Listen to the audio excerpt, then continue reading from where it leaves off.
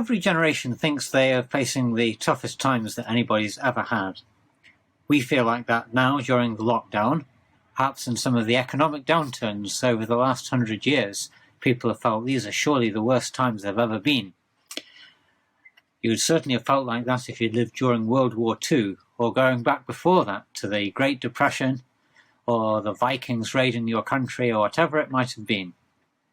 I want to look back at one of the bleakest periods in Israel's history, and we'll see that even then God had something to say to his people, and he has something to say to us. We're going to look at the reign of King Ahaz, and this week I'll mainly focus on telling the story from 2 Chronicles chapter 28, although you can also read it in 2 Kings chapter 16, and we'll bring out some lessons from the story itself.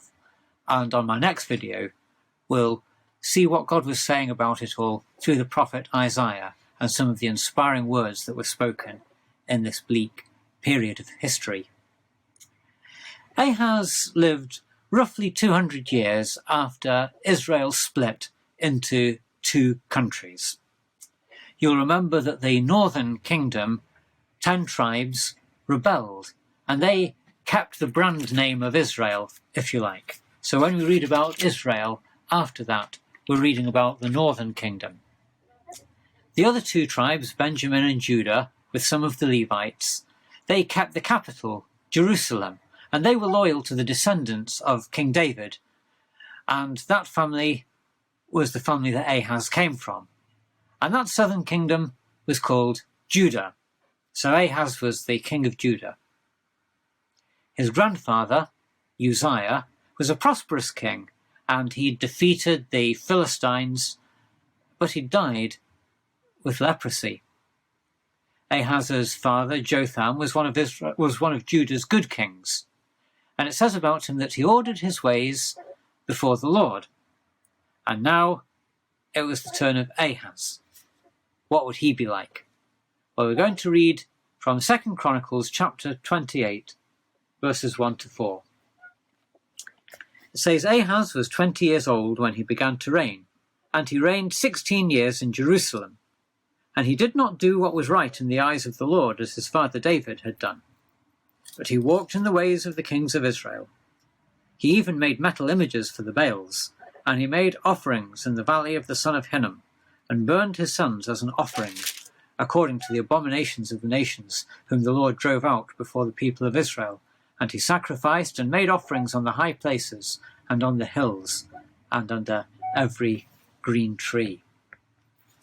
He didn't do what was right. It seems such an understatement, doesn't it? He fell back into idolatry. And not only that, he resorted to the things that the peoples God had driven out before the Israelites had done when they lived there. What a wicked religion it was, that they burned their sons in the fire. How awful for the children being burned. How distressing for those who looked on to see that. So God sent trouble to Ahaz. His brothers in the northern kingdom, Israel, joined up with their neighbour, Syria, and attacked Judah. And they took thousands captive, and they killed thousands in their joint attack on Ahaz's kingdom in Judah. What was God saying about it all? Well, he sent Isaiah to Ahaz, and he gave him precious promises. In that dark time, he gave them a vision of Christ. I remember I was once going to speak at a troubled assembly, and I wasn't sure what I was going to say to them. And a friend, not much older than me, but a wise man, said to me, when you go to a troubled assembly, give them Christ. Give them Christ, and he will help them to lift their eyes above what's going on and focus on what they're about. And so Isaiah was sent to Ahaz, and he gave him Christ. Those precious prophecies that we quote so often at Christmas, that talk about the virgin will conceive and bear a son, and you will call his name Emmanuel. That was given to Ahaz at this time. And it was said of the child that before he was old enough to know the good from the bad, the enemies of Judah would be dealt with. With us is God. What a hope that God would live among men. Now, Ahaz probably thought that Isaiah, in his time, was talking about his son. In the time it takes for a woman to get pregnant and for the child to be born and the child to grow old enough to distinguish good things from bad things, in that time their enemies would be dealt with. But Isaiah had already got a son. His wife was not a virgin. The prophecy couldn't just be about Isaiah's son. It looked forward to a time when God would dwell with men and women on the earth. And then we go on to chapter 9, and Isaiah gives those beautiful words, "For unto us a child is born, unto us a son is given, and the government shall be upon his shoulder, and his name shall be called Wonderful Counselor, Mighty God, Everlasting Father, Prince of Peace." Well, if ever Israel needed a wonderful counselor, it was at that time. The child who is going to be born would be the Father. The Son who is to be born would be the Everlasting Father. This was a human being who was going to be God. And he would be the Prince of Peace. He would one day rule over the world, and war would be a thing of the past. We turn to chapter 11, and Isaiah speaks about the reign of that one on the earth in justice and peace, when swords wouldn't be needed anymore, and they'd be beaten into plowshares. People do upcycling, don't they? Where they take something with one purpose and they turn it into a coffee table or a table lamp. Well, they'll upcycle the swords into plowshares when Messiah reigns. Children and wild animals will play together. The lion will lie down with the lamb. What a glorious vision Isaiah brought to King Ahaz. And what was his response? Indifference, hostility. He didn't turn back to God, but carried on in his idolatrous ways. And he carried on in his fear of these two neighbours joined together to attack him. In these dark days that we live in, when you're presented with Christ, what's your response? Does it fill you with hope? Or do you just ignore it and carry on in despair? If we lift our eyes to Christ, we'll be able to see something beyond the immediate situation that we're in, and it will equip us to focus on what we have to do now. Well, God spoke not only to Judah, but he spoke to the northern kingdom, Israel, who were attacking them. And they were more attentive. God sent a different prophet to them, and his name was Oded. And he said, "Don't you have enough sins of your own that you're punishing Judah in this way?"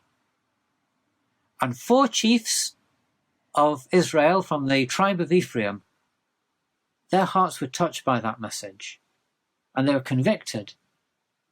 And they saw the Israelites bringing the captives away from Judah, north into Israel, and they organized for them to be sent home. And not only that, they provided food and drink for them, clothing to keep them warm, and shoes.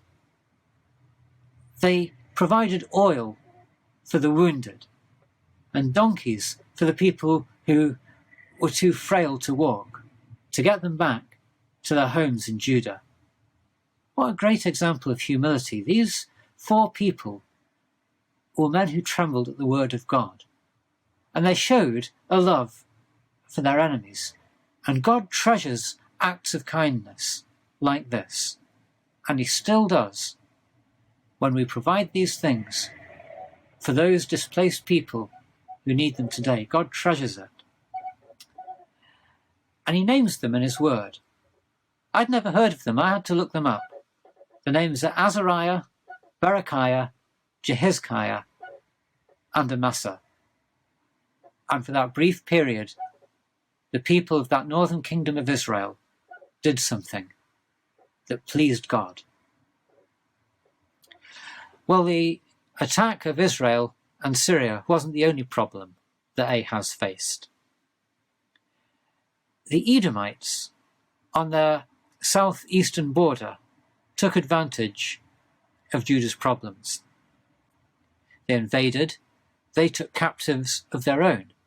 They seized the port of Elath in the south, on the Red Sea. And the Philistines, on their other border, on the west, they raided them. And Judah not only was being pressed from Syria and Israel, but it was being squeezed by these two neighbours, the Edomites and the Philistines. So what did Judah do? Surely by then they reached out for God and cried out to him. I'm going to carry on reading at verse 16. At that time King Ahaz sent to the king of Assyria for help, for the Edomites had again invaded and defeated Judah and carried away captives, and the Philistines had made raids on the cities in the Shephelah and the Negeb of Judah, and had taken Bethshemesh, Ajalon, Gederoth, Soko with its villages, Timnah with its villages, and Gimzo with its villages. And they settled there. For the Lord humbled Judah because of Ahaz, king of Israel, for he had made Judah act sinfully, and had been very unfaithful to the Lord. So Tiglath-Pileser, king of Assyria, came against him, and afflicted him instead of strengthening him. For Ahaz took a portion from the house of the Lord, and the house of the king and of the princes, and gave tribute to the king of Assyria. But it did not help him. He didn't reach out for God. He reached out for an ally, and he found the Assyrians. They were different from the Syrians. The Assyrians were the most powerful force in the Middle East at the time, and they were building their empire. And so the king of Assyria promised to help the king of Judah against Syria and Israel. We'll help you, but it's going to cost you. And Ahaz took holy things, things that belonged in the house of God, and gave them to Tiglath-Pileser, and he stripped the rest and hid it, in case he got hold of that too. Well, Assyria made mincemeat of the Syrians. They defeated the northern kingdom of Israel, and Ahaz was very impressed. And he met him at Damascus, Syria's capital, which the Assyrians had seized. And he looked round at Syria's gods and felt, they must be very powerful, more powerful than my idols. So I'm going to worship them now. And then he looked at the way the Assyrians worshipped. And he went home and he changed things in the temple to make the worship more like the way the Assyrians worshipped. And the things that God had commanded, he set aside. Did all this compromise help him? No. It says that instead of strengthening him, he afflicted him. Our strength in difficult times has got to come from the Lord, and we must be really careful who else and what else we turn to. We can give up a lot when we seek relief or satisfaction or progress or a career, and we give up things that the Lord has told us to do so that we can do those things instead. But we'll find that we're not strengthened at all. Rather, we're afflicted and we feel just as low as ever. And meanwhile, we find that we've been sucked into alliance in our lives with things that are utterly incompatible with God. We've given away holy things in our lives, and we've accepted inferior things. We've stopped doing precious things, and we're doing things that aren't as good. In our home life, in our church life, if we let go of a thing God commanded and replace it with something else, we'll find that we've replaced it with something inferior. The Lord humbled Judah. The Lord humbled Ahaz, it says, because he'd been unfaithful, because he'd made Israel sin. Our world has been humbled. Are we crying out to God? Or are we looking around us to see what other allies we can find? Are we clinging to that precious promise of the coming of the Lord Jesus, the return of Christ? or will we turn to human aid and godless thoughts to get us through? No. Let's reach out for the God who loves us, who has power to deal with every issue that we face. This week we thought of the history, the context of Isaiah's prophecies, and we'll look more closely at the message that God had for the people through Isaiah in that troubling time. See you next time.